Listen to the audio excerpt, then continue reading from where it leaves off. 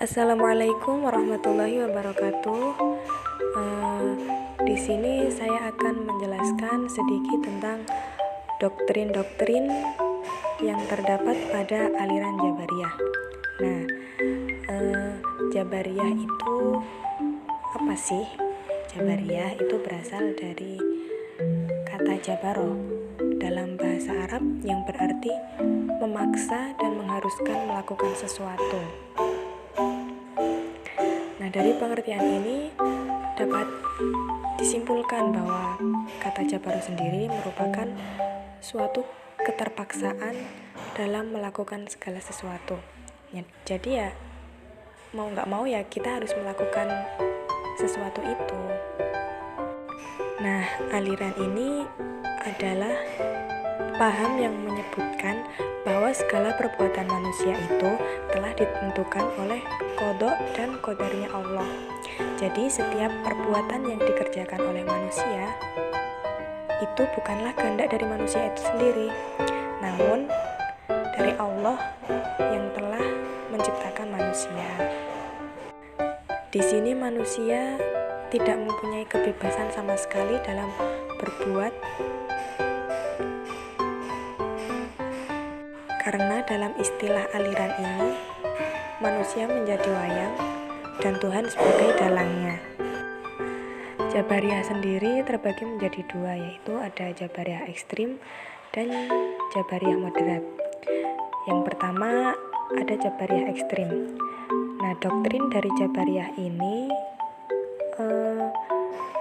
mengatakan bahwa segala perbuatan manusia bukan merupakan perbuatan yang timbul dari kemauannya sendiri, tetapi perbuatan yang dipaksakan atas kehendak Tuhan. Tokoh yang paling nyentrik dari Jabariyah ini itu ada Jahm bin Safwan dan juga ada Ja'ad bin Dirham. Yang pertama yaitu Jahm bin Sufyan. Nama lengkapnya yaitu Abu Mahrus Jahm bin Sufyan. Ia berasal dari Khurasan, bertempat tinggal di Kufah, dan ia adalah seorang pembicara yang fasih. Jahm bin Sufyan ini menjabat sebagai sekretaris dari Abi Haris bin Surais, yaitu seorang wali yang menentang pemerintahan Bani Umayyah di Khurasan. Doktrin ajaran dari Jahm bin Sufyan adalah yang pertama, yaitu manusia tidak memiliki kemampuan untuk berbuat apa-apa. Dia tidak mempunyai daya dan tidak juga mempunyai kehendak sendiri. Yang kedua, surga dan neraka tidak kekal dan tidak ada yang kekal selain Allah. Tokoh yang selanjutnya yaitu Ja'ad bin Dirham, atau nama lengkapnya adalah Maulana Bani Hakim.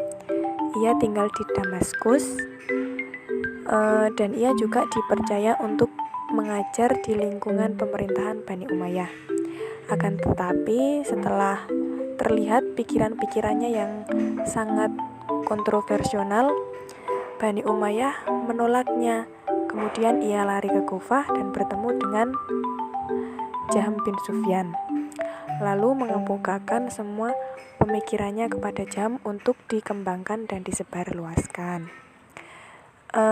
Doktrin ajarannya yaitu yang pertama, manusia terpaksa oleh Allah dalam segala hal. Jadi manusia itu ya mengerjakan sesuatu itu karena terpaksa, dituntut oleh Tuhan. Nah, yang kedua, Allah tidak memiliki sifat yang serupa dengan makhluk. Aliran Jabariyah yang kedua yaitu Jabariyah moderat. Nah, aliran ini mengatakan bahwa Tuhan memang menciptakan perbuatan manusia, baik perbuatan jahat ataupun perbuatan baik. Akan tetapi manusia memiliki beberapa bagian di dalam dirinya yang menciptakan dalam diri manusia. mempunyai efek untuk mewujudkan perbuatannya.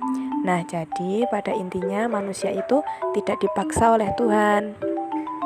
Tidak seperti wayang yang dikendalikan oleh dalang dan tidak pula menjadi pencipta perbuatan. Akan tetapi manusia memperoleh perbuatan yang diciptakan oleh Tuhan.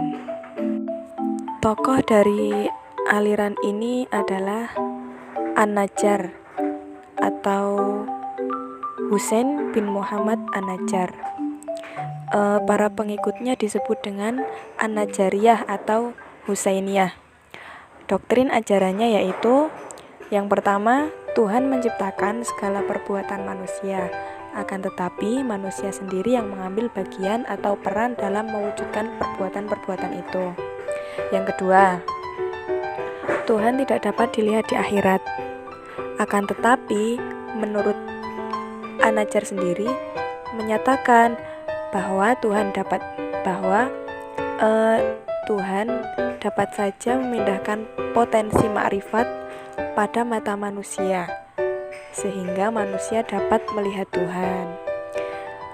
Tokoh yang selanjutnya yaitu ada Ad-Diror atau Diror bin Amr.